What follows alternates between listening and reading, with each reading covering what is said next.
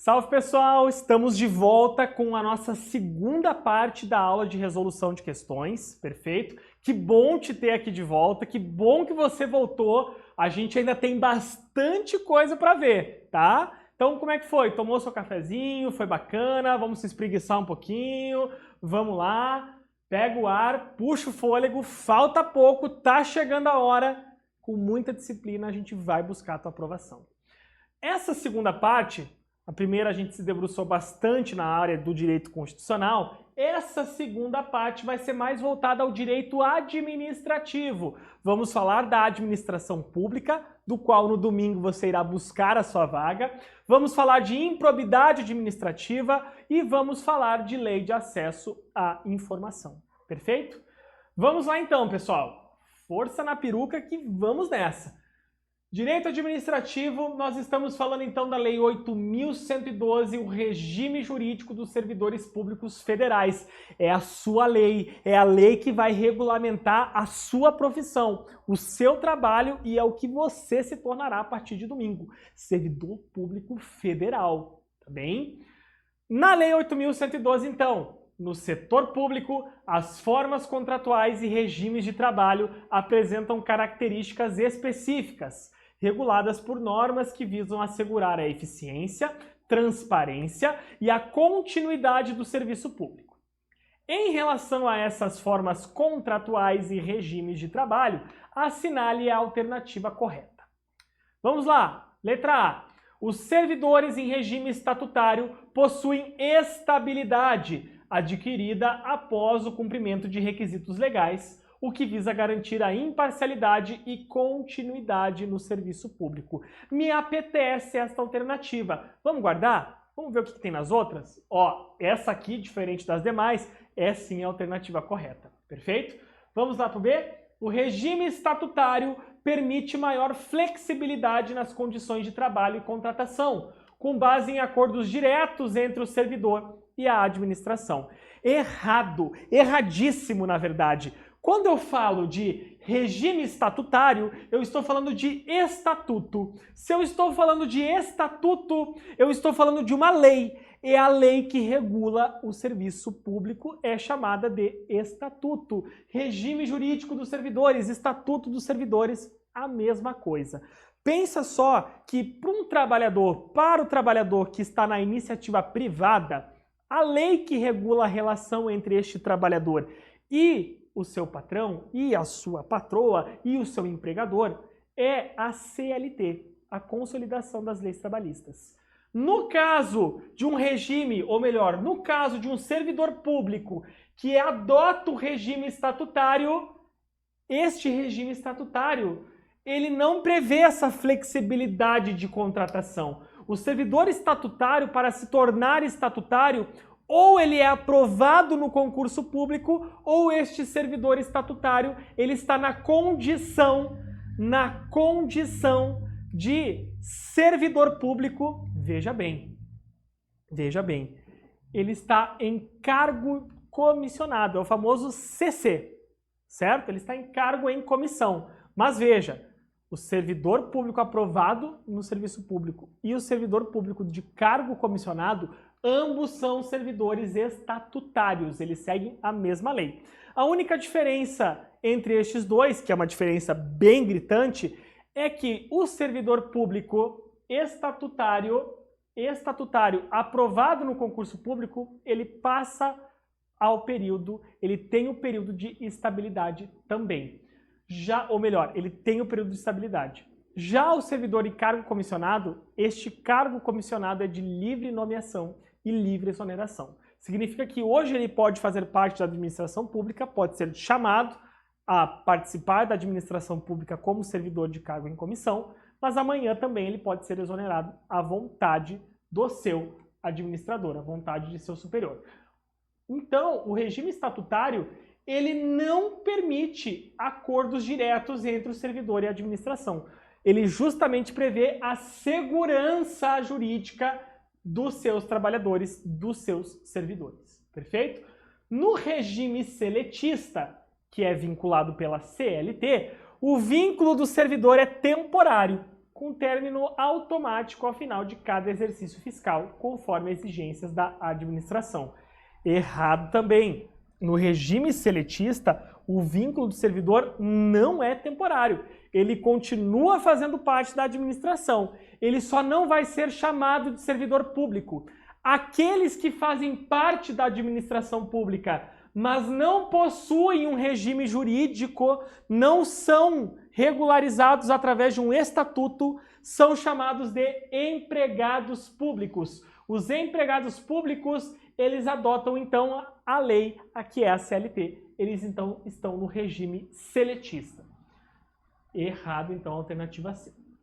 D. Contratos temporários no setor público permitem aos servidores os mesmos direitos e benefícios de um cargo efetivo, incluindo estabilidade após o período de 3 anos. Errado! O servidor temporário não goza de estabilidade, até porque o servidor temporário, ele não passa por estágio probatório. O servidor temporário, ele tão somente ficará pelo prazo de vigência do seu contrato, sendo no máximo de 2 anos, prorrogável por mais 2. Quando fechar este tempo, ele deixa de ser servidor, ele deixa de integrar a administração pública. Por conta disso, ele é um servidor público temporário. O próprio nome vai dizer, ele tem tempo para estar na administração pública e depois estará voluntariamente se retirando, porque o contrato estará se encerrando. Já vamos rever isso melhor. No regime estatutário, a administração possui liberdade total para demitir servidores, independentemente de avaliação de desempenho ou de processos administrativos. Errado! Errado! No regime estatutário, veja, no regime estatutário, se você é um servidor público concursado, você vai passar pelo estágio probatório e depois do período de estágio probatório você terá a tão sonhada e gloriosa estabilidade. Veja bem, a estabilidade não é uma condição que vai te tornar um trabalhador perpétuo da administração pública, até porque você poderá ser demitido sim. Mas a estabilidade é uma condição que te assegura que a sua demissão só se dará ou por decisão transitada em julgado dentro de um processo judicial, ou seja, tem que chamar a justiça, vai ter um processo, vai ter ampla defesa e contraditório para você, ou processo administrativo disciplinar, também assegurado o contraditório e a ampla defesa. É isso que diz a estabilidade. Perfeito? Então está equivocado e o que se vale aqui então é a letra A, gabarito letra A. Os servidores em regime estatutário possuem estabilidade adquirida após os cumprimentos dos requisitos legais. Já vamos ver quais são estes requisitos. Eu te trouxe aqui o quadro, lembra? Retomando, pessoal, vamos somente verificar aqui a condição que determina o servidor público e o agente público. Perfeito? Até porque esta questão em evidência, ela mostrou diversas formas de agentes públicos. Perfeito? O seu caso está aqui em cima, ó. Servidores públicos em sentido estrito ou funcionários públicos. Eles são tipos de servidores estatais ou públicos. Mas veja, é a nossa pergunta desde os primeiros dias. Será que todo servidor público ele é um agente público? Ou melhor dizendo, será que todo agente público é necessariamente um servidor público? Não necessariamente. Veja, este agente público ele pode ser um agente político, que ele ocupa um cargo eletivo, ou seja, ele é eleito para ocupar este cargo, podendo ser uma vereadora, um vereador, um presidente, uma prefeita, uma governadora, um governador, enfim. Todos estes cargos que a cada 2 anos você comparece às urnas para votar, são cargos de agentes políticos. Nós temos também os particulares em colaboração com o Estado.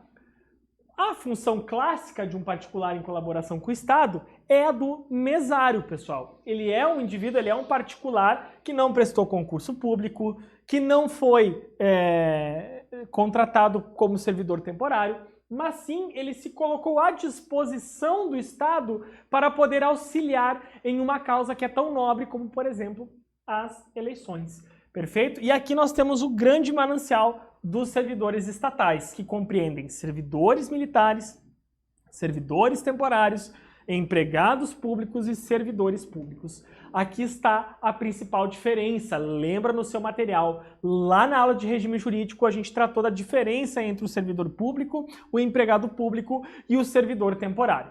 A principal diferença entre as três categorias de servidor público estatal está justamente na lei que regulamenta a sua relação com a administração pública. Veja, se eu sou um servidor temporário, a lei, ou melhor, aquilo que vai regular a minha relação com o meu empregador, que é o Estado, que é a administração pública, será um contrato.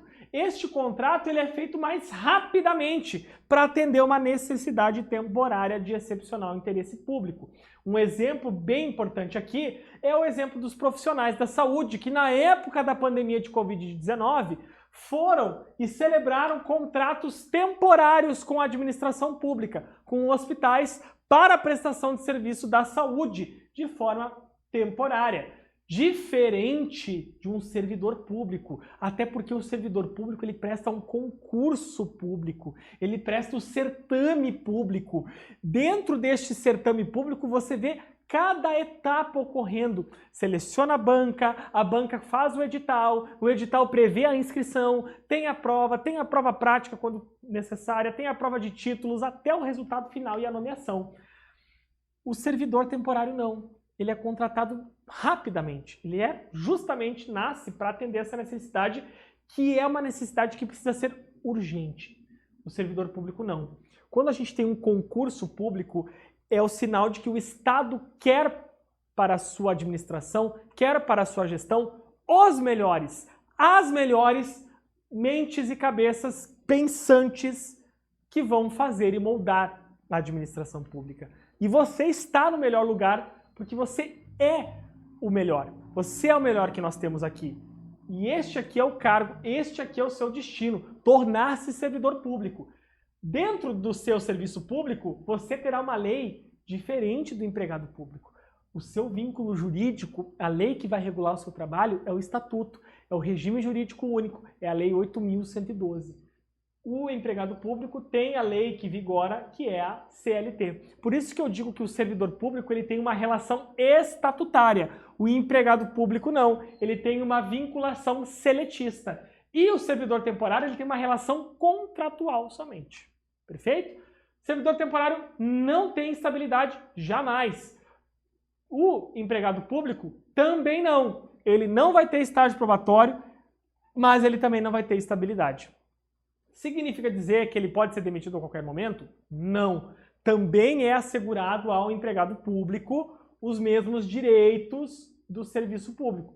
A diferença aqui é que quando você ingressa no serviço público, seja num cargo efetivo, que é o seu caso, prestando concurso público, ou um cargo em comissão, você, principalmente você, servidor efetivo, que prestou concurso, vai passar por um estágio probatório, que é quando a administração pública vai visualizar como é o seu trabalho, como você desenvolve, como você opera dentro da administração, e passando do estágio probatório, aí sim vem a tão sonhada e a tão famosa estabilidade, que é aquilo que confere a segurança ao seu trabalho, a independência do seu trabalho. Você só poderá ser demitido na estabilidade ou por processo administrativo disciplinar, ou por sentença judicial transitada em julgado. Perfeito? Veja, o que amarra o servidor efetivo, que é aquele que presta concurso público, do servidor em comissão, que é aquele que é chamado a ingressar no concurso público que é chamado a ocupar o cargo público sem concurso, é o Estatuto. Agora, essa é a única coisa que eles têm de igual, os direitos e deveres. Agora, a relação é totalmente diferente. Porque se você é um servidor público em comissão, você não possui estabilidade. Então, se a administração pública resolver exonerar o senhor ou a senhora do seu cargo em comissão, não há estabilidade que o segure. É cargo de livre nomeação e é cargo de livre exoneração. Diferente do servidor efetivo, que é o que você está buscando, que é o que você será aprovado e logo mais estará gozando dos benefícios que estão previstos no seu estatuto. Perfeito? Vamos lá? Mais uma questão de regime jurídico. A Lei 8.112 institui o regime jurídico dos servidores públicos civis da União, das autarquias, que é a sua condição, a Universidade Federal de Santa Maria é uma autarquia, inclusive as em regime especial, e das fundações públicas federais. A mesma lei prevê diversas formas de provimento, de acesso ao cargo público. A investidura do servidor em cargo de atribuições e responsabilidades compatíveis com a limitação que tenha sofrido em sua capacidade física ou mental, verificada em inspeção médica, refere-se a... De baixo para cima agora. Recondução. Será que eu estou sendo reconduzido ao serviço público? Vamos guardar. Reintegração. Estou sendo reintegrado ao serviço público? Talvez. Reversão. Readaptação. Para te ajudar nesta, aqui está a tabela que tem que ser a sua melhor amiga. Melhor amiga. Se eu estou falando, vamos lá, recondução, o que é a recondução para a Lei 8.112? A recondução é quando há um retorno daquele que foi inabilitado no estágio probatório ou a reintegração do seu antigo ocupante. Opa, aqui não está falando de atribuições compatíveis. A recondução, então, não trata de atribuições compatíveis. É só o retorno do inabilitado em estágio probatório. Reintegração. O que diz a reintegração? É o retorno do demitido quando invalidada a decisão administrativa ou judicial. A reintegração geralmente é aplicada àqueles que estão em estabilidade, enquanto a recondução ela se aplica àqueles que estão em estágio probatório. Perfeito? Não confunda a reintegração com recondução. Falei de recondução, é o retorno do demitido. Ele estava, ele gozava, ele possuía estabilidade, mas o processo que o demitiu está viciado, ele está anulado, logo ele vai ser reintegrado. Agora, se você está em estágio probatório e você foi inabilitado, você foi reprovado no estágio probatório, mas você consegue provar que essa inabilitação ela se deu de forma ilegal, você será reconduzido e não reintegrado. É bem a questão terminológica da coisa mesmo, pessoal. E nós temos aqui a reversão. A reversão ela é o retorno do aposentado, ou por insubsistentes o motivo, ou a pedido do aposentado. Perfeito? Nenhum destes três atos nos trouxe a questão da compatibilidade do cargo de atribuições. Sobrando, então, a alternativa A, readaptação. A readaptação ela é o ato que faz com que o servidor público ocupe um cargo que seja compatível com a sua capacidade física e mental. Se um servidor teve reduzida a sua capacidade física ou reduzida a sua capacidade mental, ele não será demitido, ele não será exonerado. Se ele não pode ocupar o cargo que ele ocupava na sua origem, ele precisa ser readaptado a um cargo que haja compatibilidade com suas atribuições. Perfeito? Então, gabarito letra A. Mais uma. Isoldina é uma servidora pública federal, ainda em estágio probatório, que está aprendendo sobre as normas da Lei 8.112. As assertivas a seguir dizem respeito às proibições do servidor público presentes no artigo 117 da lei. Preenche os parênteses com V ou F a respeito da assertiva dentro da própria legislação. Ausentar-se do serviço durante o expediente sem prévia autorização de chefe imediato. Isso é proibição? É proibido ao servidor? É proibido ao servidor. O servidor não pode se ausentar do serviço durante o expediente sem prévia autorização do chefe. Segundo, opor resistência justificada ao andamento de documento e processo ou execução de serviço. Está errado. O que é proibido ao servidor é opor resistência injustificada. Se a sua resistência possui justificativa, é um direito seu, é um direito do servidor público. Veja, falso na segunda afirmação. Manter sob sua chefia imediata parente até terceiro grau, manter sob sua chefia imediata parente até terceiro grau. Também não está previsto na Lei 8.112.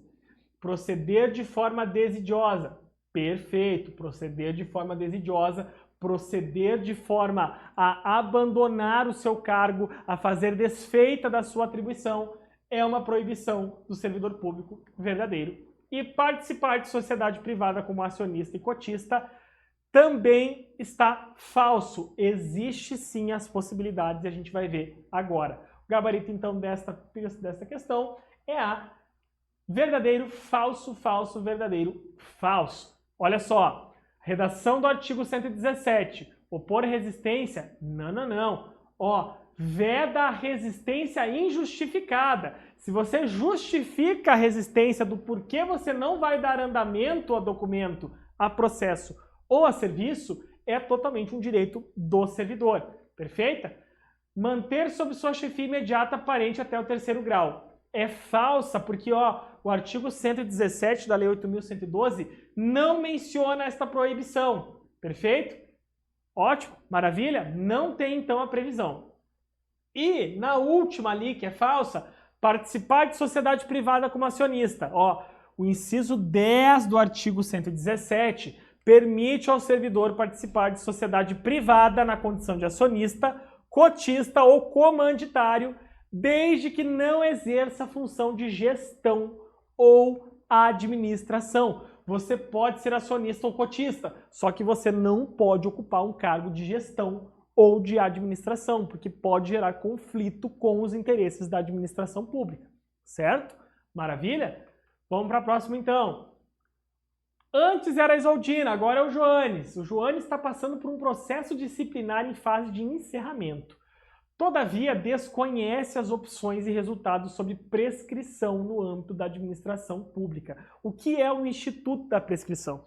Ele é um lapso do tempo em que a administração ou eventual dono de um direito violado tem para reaver ou cobrar da justiça ou na administração que seja feita aplicada a punição do direito violado. Explicando melhor então. Se eu cometo um ato disciplinar que transgride o Código de Ética dos servidores públicos, existe um prazo para que eu seja julgado, existe um prazo para que a administração pública abra um processo contra mim. Se este prazo se passar, está prescrito, ou seja, não pode mais ser cobrado. O ato já passou, perfeito? Veja, as assertivas a seguir dizem respeito à questão da prescrição. VOF de novo. A ação disciplinar prescreverá em 2 anos quanto à infração de advertência. Equivocado. Já vamos verificar e já vamos revisitar. A ação disciplinar prescreverá em 180 dias quanto à infração de advertência. Vamos considerar esta. A ação disciplinar prescreverá em 5 anos quanto às infrações puníveis com destituição de cargo em comissão. O prazo de prescrição começa a correr a partir da data em que o fato se tornou conhecido. O prazo de prescrição começa a correr a partir da data da instauração do processo. Só para dar uma ajuda da gente, voltando lá para a nossa aula de regime jurídico, veja, a advertência, estas são as penalidades disciplinares nos casos do serviço público. Pode ser advertência, suspensão, demissão, cassação de aposentadoria, destituição de cargo em comissão ou destituição de função comissionada. Veja, a advertência tem um prazo prescricional de 180 dias somente. Ou seja, se eu cometi um ato cuja penalidade é de advertência, se a administração não me advertir em 180 dias a contar do ato em que eu cometi, este ato está, ou melhor, esta advertência, após 180 dias, se for realizada, não terá efeito nenhum, porque ela estará prescrita. Perfeito? Suspensão tem o prazo prescricional de 2 anos. Demissão, 5 anos. Cassação de aposentadoria também vai seguir esta mesma regra. Perfeito? Então os prazos prescricionais são de 180 dias. Veja, não confunda o prazo de suspensão com o prazo de prescrição. Se você vai aplicar a pena de suspensão ao servidor, essa pena é de até 90 dias. Só que você tem até 2 anos contados a partir do ato infracionário que você poderá ingressar dentro da administração com o pedido de suspensão daquele servidor. Fez sentido agora? Melhorou? Maravilha? Então, pessoal, o gabarito é a letra A. Falso, verdadeiro, verdadeiro, verdadeiro e falso. Veja, o prazo de prescrição começa a correr a partir da data em que o fato se tornou conhecido. Pode ser no mesmo dia, pode ser no dia seguinte, pode ser na semana seguinte, mas quando o fato se tornar conhecido pela administração pública, começa a contar o prazo de prescrição. Perfeito? Vamos lá, mais uma. Também na 8.112. Sobre as vantagens que poderão ser pagas ao servidor público, assinale a alternativa correta, tendo em conta o que dispõe o Estatuto dos Servidores Públicos Civis da União. No cálculo de gratificação natalina, é bem específica essa questão. Talvez vamos recorrer à nossa ajuda. O que é a gratificação natalina? É o famoso 13º salário. Na administração pública, essa vantagem ela é calculada no tempo de serviço ao longo do ano. A lei estabelece que 15 dias é o período mínimo para que o mês seja contabilizado integralmente. No serviço extraordinário, ele vai ser pago pelas horas extras ao trabalhador, certo? Serviço extraordinário é uma coisa, hora extra é uma coisa, horário noturno é outra. Já vamos verificar. Adicional de férias, o valor correto é de 1/3. E as diárias é uma compensação por despesa de viagem. Vamos só verificar aqui então um pouquinho. No cálculo de gratificação natalina do 13º, a fração igual ou superior a 10 dias de exercício do cargo será computada como mês integral. Errado. Nós vimos que não são 10 dias de exercício, são 15 dias trabalhados no cargo para computar como um mês integral. B. O adicional de serviço extraordinário corresponde à retribuição pelo serviço noturno. Já está errado até aqui. Não confunda adicional de serviço extraordinário, que é a famosa hora extra, com o adicional noturno. Cada um tem a sua forma de remuneração. Perfeito? O adicional noturno é aquele serviço que é prestado entre as 22 e as 5 horas da manhã do dia seguinte. Ele tem uma remuneração diferente. Não confunda com horas extras. C. O adicional de férias será pago ao servidor, por ocasião das férias, em valor correspondente à metade da remuneração do período das férias. Não, é 1/3 da remuneração do período. Acabamos de ver, pessoal. Desculpem, acabei retornando. Acabamos de ver. Ó, esta regra é expressa na legislação e caso não haja necessidade, ou melhor dizendo, o valor correto é de 1/3 da remuneração do período de férias. D. As diárias devidas ao servidor, que a serviço precisa afastar-se da sede, serão devidas pela metade quando o deslocamento não exigir pernoite fora da sede. Perfeito! Se você tem um deslocamento e você não vai pernoitar fora da sede que você trabalha, você vai receber as diárias na metade. Por fim, conceder-se-á indenização de transporte ao servidor para compensar as despesas de instalação no novo domicílio, caso esse servidor passe a ter exercício em uma nova sede. Também está errado porque não se trata de uma indenização de transporte, mas sim de uma ajuda de custo. Este é o termo utilizado pela Lei 8.112. Aqui está, então, todas as respostas do porquê que as outras alternativas não estão corretas. Bem específico, mas uma questão que está totalmente sujeita a cair na prova de técnico. Mais uma? De acordo com a Lei 8.112, podem ser concedidas ao servidor em estágio probatório as seguintes licenças, exceto aquelas. A licença de afastamento do cônjuge ou companheiro, ela é devida, está correto.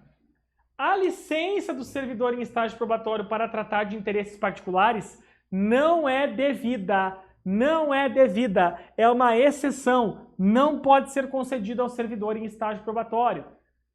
C. Licença para serviço militar. Também é o direito do servidor em estágio probatório. E, por fim, a licença ao servidor em estágio probatório para atividades políticas também é permitida. O que não é permitido é a licença do servidor em estágio probatório para tratar de interesses particulares. Aqui tem um macete muito interessante. Servidor em estágio probatório não pode abrir a matraca.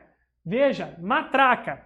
Não pode ter licença de mandato classista, que é quando você ocupa um cargo de coordenador dentro de um sindicato, por exemplo. Ele não pode ter licença para tratamento de assuntos particulares e ele não pode ter licença para capacitação.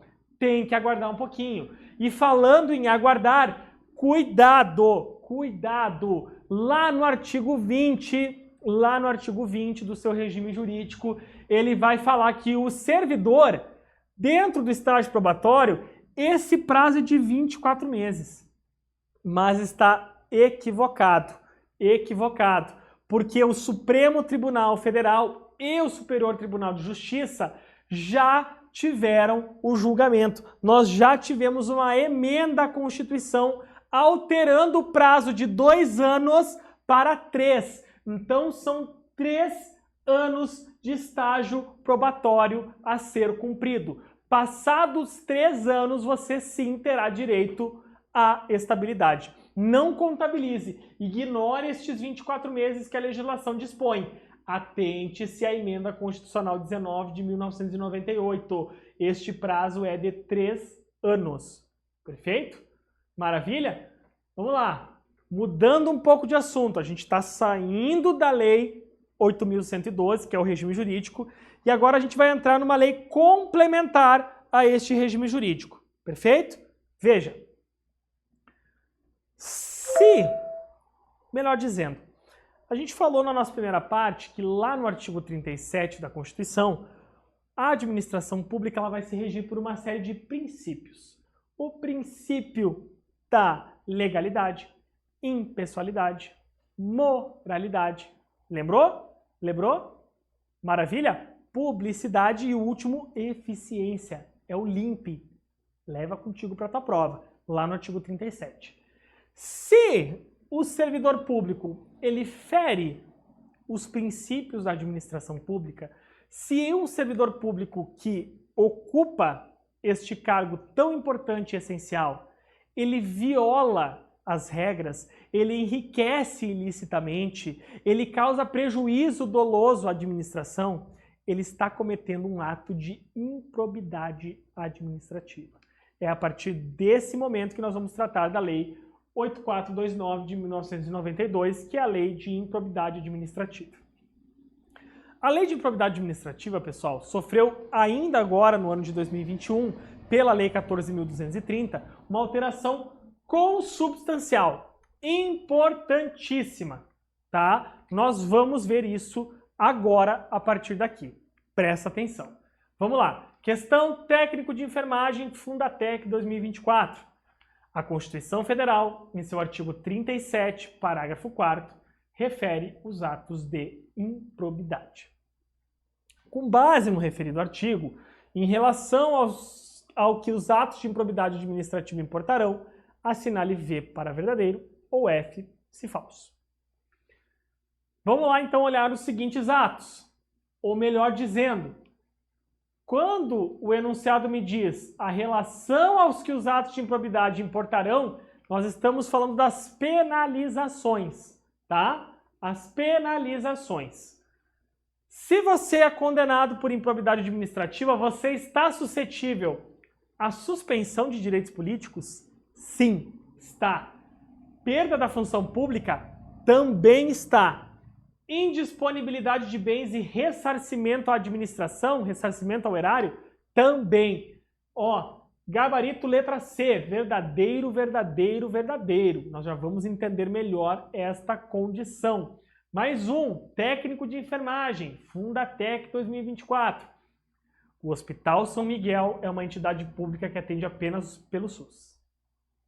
Veja, ele trouxe esta informação para você para te mostrar que o João, que é funcionário desse hospital, ele é um servidor público, perfeito? Então o João, de forma livre e consciente, tá? Ó, ele cobrou de forma livre e consciente um valor de um paciente para oferecer a ele um leito hospitalar, já que ele estava aguardando leito na emergência do hospital. Com base na lei de improbidade, assinale a alternativa correta.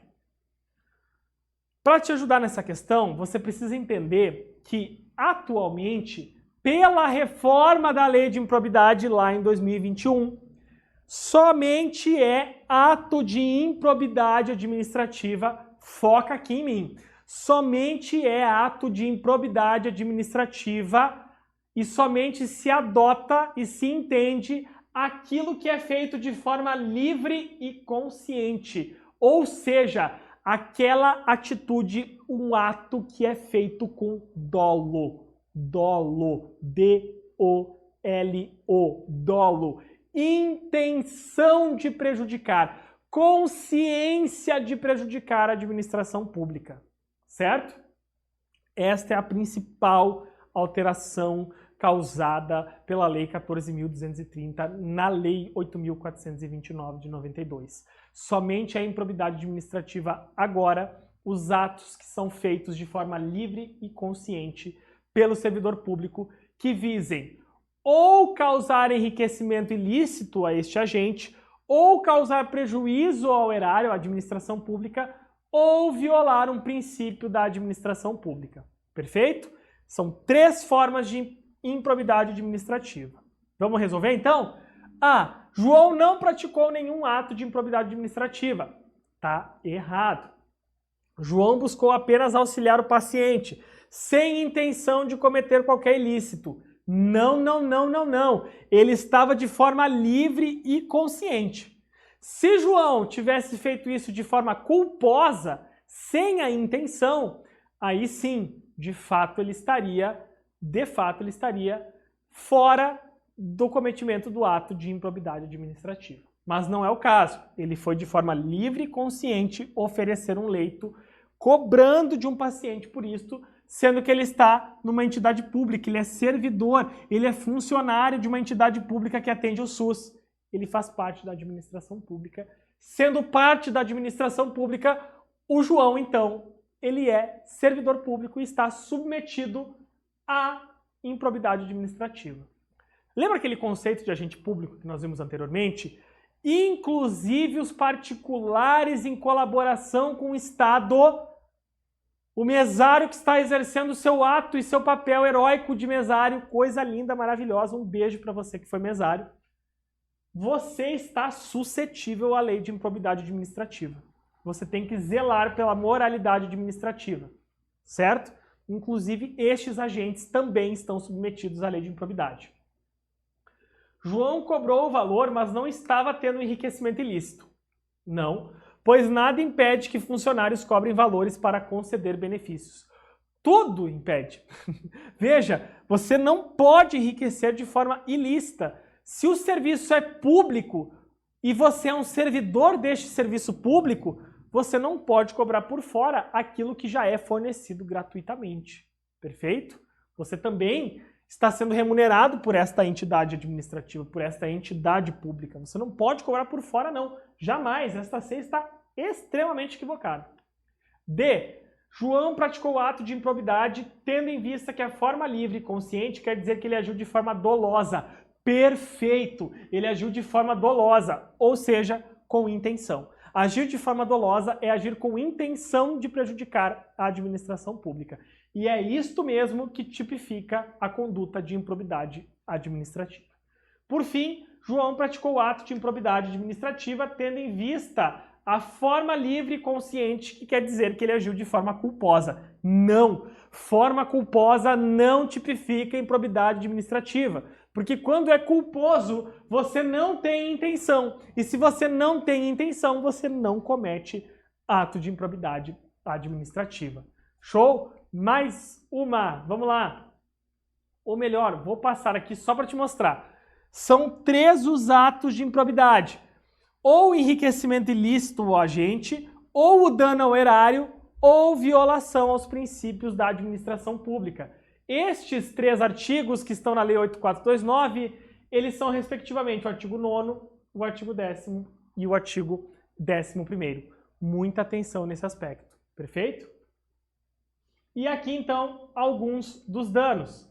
Artigo 9º, artigo 10º e artigo 11º. Se você comete enriquecimento ilícito, prejuízo ao erário ou violação aos princípios da administração pública, você pode ser condenado sim ao ressarcimento de dano ao erário. Mas você não pode perder a função pública se você cometeu somente o ato de violação do princípio da administração pública.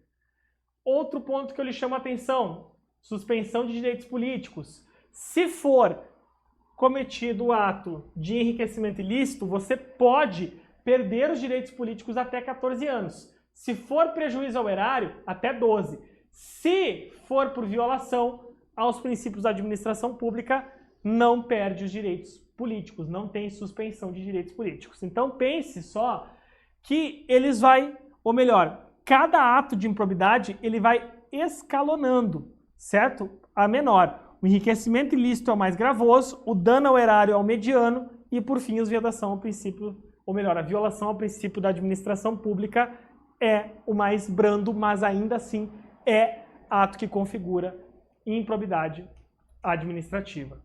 Perfeito? Vamos dar seguimento então, estamos chegando ao fim já. E por fim, Lei de Acesso à Informação, Lei 12.527 de 2011. Vamos lá? A Lei 12.527 estabelece alguns conceitos fundamentais para a sua compreensão. Nesse sentido, analise as assertivas abaixo e assinale com V ou F as verdadeiras com V e F as falsas. Aqui ele quer saber de você o conceito de cada coisa. O que é informação, o que é documento, o que é autenticidade e o que é integridade para a Lei de Acesso à Informação. Perfeito? Vamos lá então. Informação são dados processados que podem ser utilizados para a produção e transmissão de conhecimento, contido em qualquer meio, suporte ou formato. Corretíssimo. Esta é a definição de informação para a Lei de Acesso à Informação. O documento é uma unidade de registro de informações, qualquer que seja o suporte ou formato. Perfeito. Unidade de registro de informações. A autenticidade, qualidade da informação não modificada. Opa, talvez isto não esteja alinhado ao conceito de autenticidade. Integridade, qualidade da informação que tenha sido produzida, expedida, recebida, modificada ou por determinado indivíduo, equipamento ou sistema. Só para que a gente possa ver o que é integridade e o que é autenticidade. A autenticidade é a qualidade da informação. Veja, eles somente trocaram aqui a autenticidade com a integridade. A integridade, sim, é a qualidade da informação não modificada, inclusive quanto à origem, trânsito e destino. Logo, o gabarito da questão é letra C, verdadeiro, verdadeiro, falso, falso. Mais uma aqui, pessoal. Deixa eu passar, vamos lá. Deixa eu ver só mais um pouquinho. Isso aí. Mais uma. Desculpa. Aqui. Os procedimentos previstos na Lei de Acesso à Informação destinam-se a assegurar o direito fundamental de acesso e devem ser executados em conformidade com os princípios básicos da administração pública e com certas diretrizes. Não se configura como uma diretriz dos citados procedimentos. Vamos lá. A minimização do controle social da administração pública. O que isso significa? Significa, então, para este enunciado, que a gente não precisa ter uma observância, que o controle da sociedade na administração não é importante. Eu acho particularmente meio esquisito. Vamos deixar guardado? Vamos.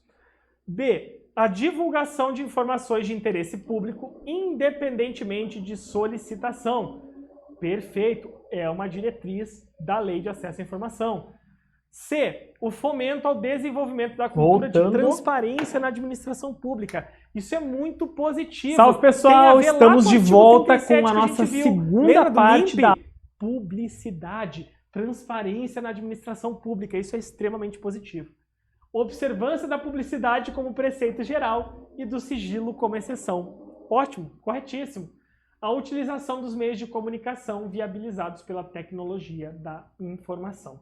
Então a gente pode verificar que a alternativa A está errada. Ela não se configura como uma diretriz da Lei de Acesso à Informação. Até porque a Lei de Acesso à Informação, ela pretende criar e desenvolver um controle social da administração pública. Ou seja, onde a população, onde os cidadãos e cidadãs possam controlar, possam verificar o que a administração pública está fazendo. Show? Perfeito? Vamos lá? Último então, pessoal, Estatuto da Igualdade Racial. Mudando um pouco de lei, saímos da Lei de Acesso à Informação, viemos para o Estatuto da Igualdade Racial. Conforme o Estatuto Nacional de Igualdade Racial, analise as alternativas abaixo. 1. O Poder Executivo Federal, por meio dos órgãos competentes, Vou começar então. incentivará as instituições de ensino superior públicas e privadas a desenvolver programas de imersão universitária. Guardemos.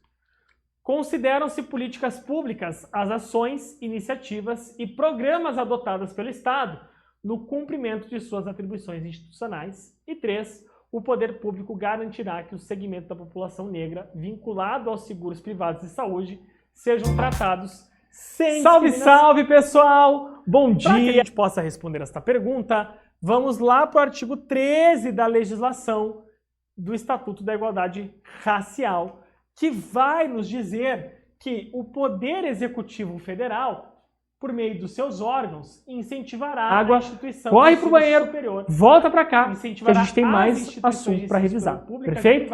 Um beijo para você, até daqui a pouco. A desenvolver programas de extensão universitária. Veja, aqui no enunciado diz que é imersão. Não se trata de imersão, mas sim de extensão. O conceito de extensão é muito mais abrangente e inclusivo do que o conceito de imersão. Com relação aos itens 2 e 3, estes estão corretos. Consideram-se políticas públicas as ações, iniciativas e programas adotados pelo Estado no cumprimento de suas atribuições. E o poder público tem que garantir que o segmento da população negra vinculado aos seguros privados de saúde sejam tratados sem discriminação. Logo, considerando que o trecho inicial 1 está equivocado, restam corretos o 2 e o 3, gabarito letra D. Maravilha? Perfeito? Coisa linda? Pessoal, se você chegou até aqui, eu te agradeço imensamente a sua presença. Saiba que o que você está fazendo por você é de forma muito gloriosa e é muito louvável. É muito bom te ter aqui conosco. Mais uma vez, uma excelente prova. Nós da equipe Premier desejamos a todas e todos uma excelente prova e lembramos, ainda há tempo para tirarmos as dúvidas. Aqui estão alguns dos contatos que você pode ter: e-mail, WhatsApp, Instagram. Lembre-se, nós temos até domingo para saná-las, né? Então a gente está gravando isso na sexta, vai ser disponibilizado de imediato para você. Ficou com dúvida na revisão? Ficou com dúvida com o material que estará sendo disponibilizado? Entre em contato, ainda temos tempo, tá bem? Muito obrigado por sua consistência, muito obrigado pela sua persistência e muito obrigado pela sua disciplina. Nós desejamos a você uma ótima prova no domingo. Vai tranquilo, vista a sua melhor roupa. Ó, eu tô de verde aqui hoje. Verde é a cor da aprovação, hein, meu lindo? Verde é a cor do sucesso. Vai em frente, nós estamos com você. Encha-se de orgulho, encha-se de alegria. Você está nas melhores cabeças. Você é um competidor fortíssimo. Lembra, você só precisa de uma vaga. E é essa uma vaga que você vai estar buscando no domingo, tá bom? Conte conosco, nós estamos com você. Uma excelente prova e até mais. Muito obrigado.